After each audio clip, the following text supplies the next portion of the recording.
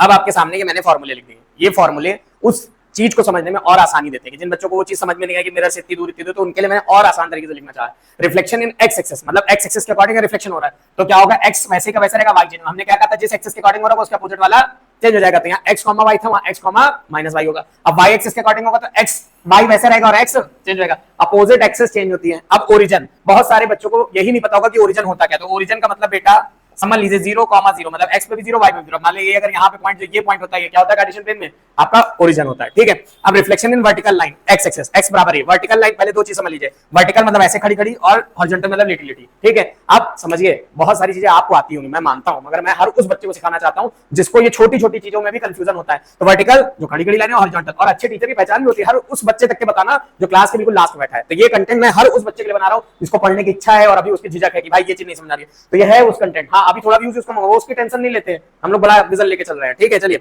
और vertical line क्या होती है, खड़ी खड़ी, और हॉरिजॉन्टल लेटी लेटी लाइन है, ठीक है। अब बात करेंगे, अगर इन्होंने कहा वर्टिकल लाइन x बराबर a पर हो, मतलब x बराबर a पर हो मतलब कुछ एक यहां मान लेते हैं, ये x बराबर a पर हो, तो ये कौन सा एक्सिस का काम करेगा, y एक्सिस के तरीके काम करेगा। तो इसका y वैसे का वैसे रहेगा, x चेंज होगा। देखिए y वैसे का वैसे x चेंज होगा, कितना चेंज होगा ध्यान से देखिए। x बराबर यहाँ पर a है। अब अगर मान लेते हैं क्या हमको करना है, 2a माइनस, मतलब यहाँ से कितनी दूरी, देखिए यहाँ से इतनी दूर है। अब इसका रिफ्लेक्शन इधर ही जाएगा, ठीक है, या इधर आ जाएगा। तो 2a से ध्यान से समझिए, अगर मान ली यहाँ से यहाँ दूरी है, अब इस पे इधर आ गया अगर रिफ्लेक्शन, तो यहाँ पे a दूरी तो ये हो गई, इतने ही दूर तो उसकी इमेज भी बन रही होगी भैया। तो इमेज बन रही होगी a से a 2a, तो 2a माइनस x याद रख लीजिएगा, ठीक है। अब रिफ्लेक्शन ऑफ हॉरिजॉन्टल y बराबर b, अब हॉरिजॉन्टल लाइन मान ली कुछ ऐसे जा रहा है, y बराबर b पर, या माइनस b हमने ऊपर लेना था, चलिए ऊपर ले लेते, y बराबर b पे, तब उसमें याद रखिएगा x बराबर x 2b माइनस y, ठीक है। Conceptual clarity. एक वर्ड होता है इनवेरिएंट पॉइंट, क्या होता है इनवेरिएंट पॉइंट। अब क्या होता है, point that lie on the line of a reflection don't move.